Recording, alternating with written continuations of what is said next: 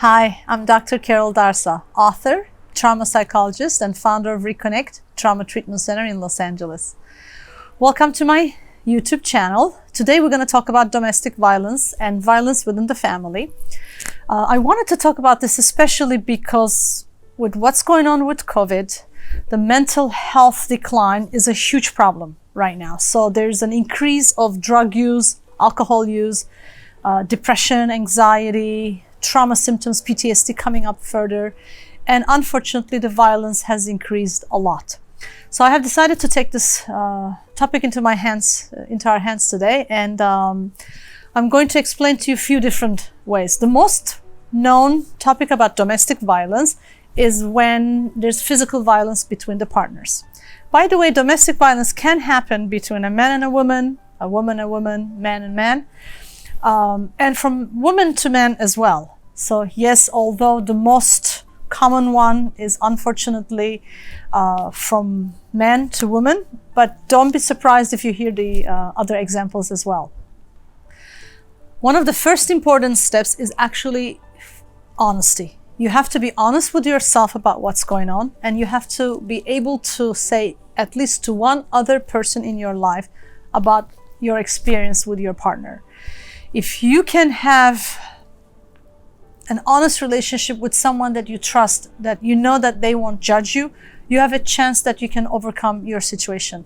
Unfortunately, a very common symptom of domestic violence is when a person keeps everything inside and isolates from the rest of the world because of shame and because of the fear that they're going to be pushed to leave the partner. So let's start there. Acceptance, sharing with someone. And then you look at different opportunities for either making corrections in the relationship or maybe even possibly leaving the relationship.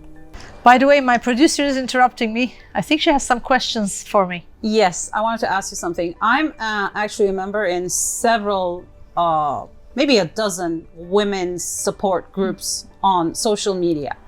Now, there's always shared problems there, but probably 99% of these problems are shared anonymously.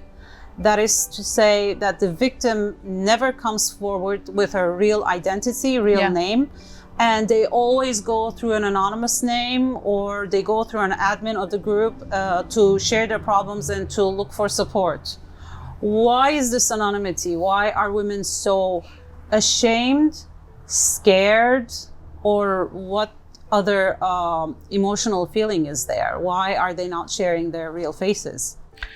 People are scared to be judged, first of all, because if you are not in a domestic violence situation yourself, and when you see another woman being abused, you may right away think, what's wrong with that person? Rather than understanding the background of what's happening. So this feeling of a sense of incompetence or feeling like, oh, I'm a weak woman that I'm staying in this abusive relationship is a very common thing. And that's the main reason of why women do not want to share. In fact, not only in social media, but they don't tell even their loved ones. Most of them are hiding for years and years about what really is happening inside of their homes. So there's shame for being judged. What about fear? There's tremendous amount of fear for two things. One is that most of the time they're afraid the first thing that you're going to say as a friend or as a loved one is leave the guy, leave the man, leave your partner. Yes. And that is what they don't want to do. It's not an easy, which I'm going to talk about why a person can't come out of a relationship, but that is the main fear. And the second fear is it could also be that you might report it to authorities and they do not want the police involvement, or they're too scared of being homeless. They're afraid of losing their children. They're definitely afraid of not having enough money to support themselves. So those are all very legitimate reasons of why a person may not share with anyone. Another thing, actually, as I'm talking about it, is that the perpetrator might tell the victim or the survivor, I can say, don't ever tell anyone, because if you do, then I'm going to give you more beating. And so then there's the fear of being abused further. This you see even in childhood abuse as well. I understand in like certain culturally formed groups, let's say Spanish women support, or I don't know, Turkish anonymous women support, whatever, they're also ashamed that somebody in the group would recognize them. So they don't want to come out with their own names, but with, you know, false identities or with anonymous names. So what would you say a woman or someone who's abused, what does he or she have to do the very first thing when the incident happens? If they can't call the police, that is. Like, it can be an emotional step, it can be, I don't know. Is really to reach out to someone, or if they feel like that, the fear again that we just talked about, then to reach out to authorities, but not necessarily to take legal action. So there are women's rights organizations or domestic violence organizations that actually can give you counseling over the phone. So finding a counselor or a case manager in this situation could be the best step if you can't tell someone that you know. So then they can really guide you. They can tell you legally what are your rights. They can tell you emotional support. They can see if you have a chance to find a home. Counselors will be much more impartial. So your best bet is to actually call a professional that's specialized in that. Just even when you Google, you'll find domestic violence support organizations all around the world. I want to tell you one last thing. Sorry for interrupting, but no problem. I have been involved in several of these incidents online when somebody came forward saying they were severely abused or shut down inside their homes. They weren't being let outside the house, or their children were being abused. And when you try to reach out and comfort them or give them ideas as to how they can protect themselves, you know, come out, go to the police, call 911 and this and that, some women, as frustrating as that is, start protecting their partners. Well, I'm sure he didn't mean it. Well, I'm sure he was going through a lot. Yeah, I know he's having a lot of problems at work, and that's why, you know, he's very disturbed. Not disturbed wouldn't be the right word, but, you know, he's under stress.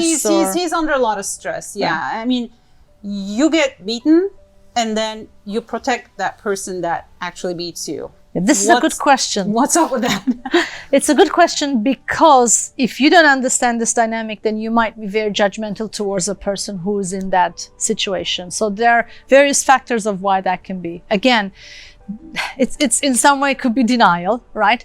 Why do we get into denial? Because if we accept what's really happening, then we have to make a change. So denial helps us to stay in the status quo. So if these people are not ready to move on from that relationship, they will prefer to put the blame sometimes on themselves, right? Like, if I had done this, then my partner wouldn't have beaten me.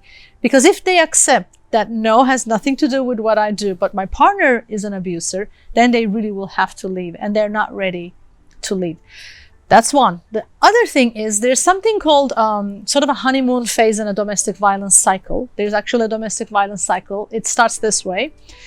First, you get intimate with each other. You're really enjoying. It's like the honeymoon, you know, phase, and then you start having a little bit of tension. It starts building up, and then a conflict happen, fight, and a violent act. And after a violent act, there's usually sort of a return to the sort of apology and a honeymoon phase again.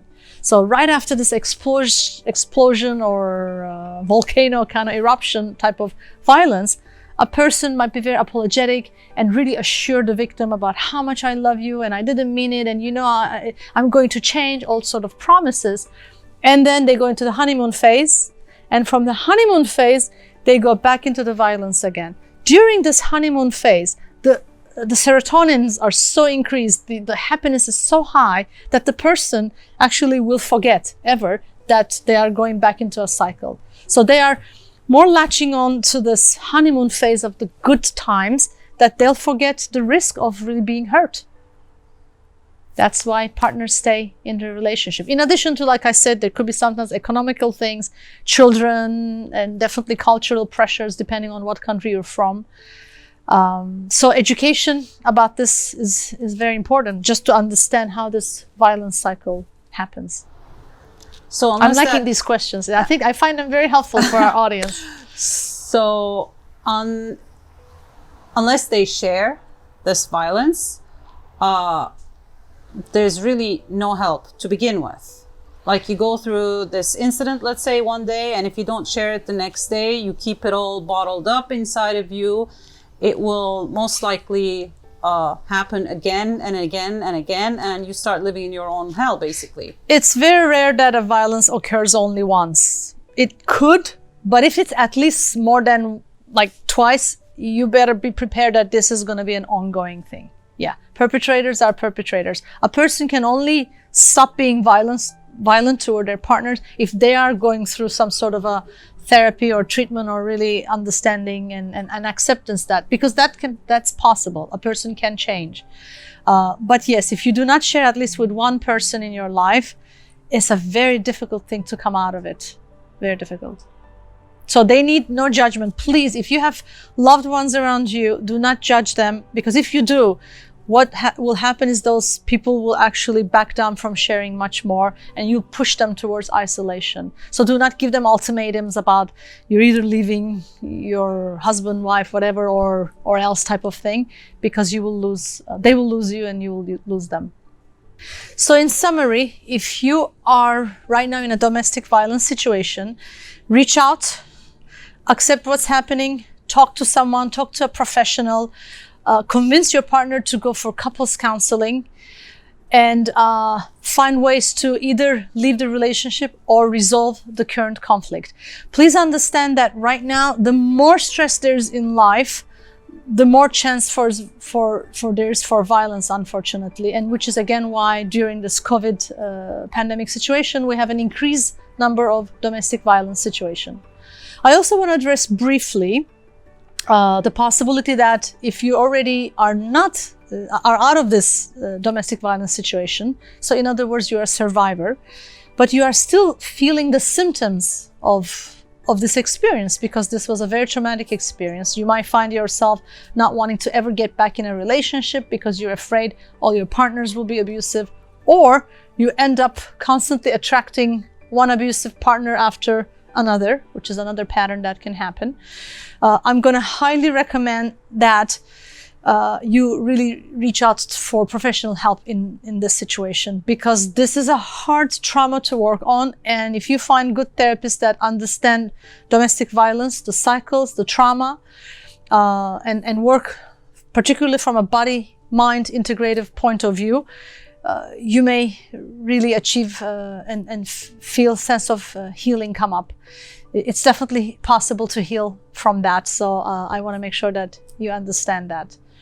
If you watch my other videos, you will know that I'm very passionate about the topic of trauma. And one thing I forgot to mention is that if you have experienced domestic violence currently or in the past, chances are you might have experienced trauma in your childhood too. There's a big correlation between childhood trauma and adulthood trauma. So please, again, take care of yourself and seek out for help. Thank you for watching this video. I hope this was helpful for you. And remember, trauma equals disconnect and healing equals reconnect. Please stay connected.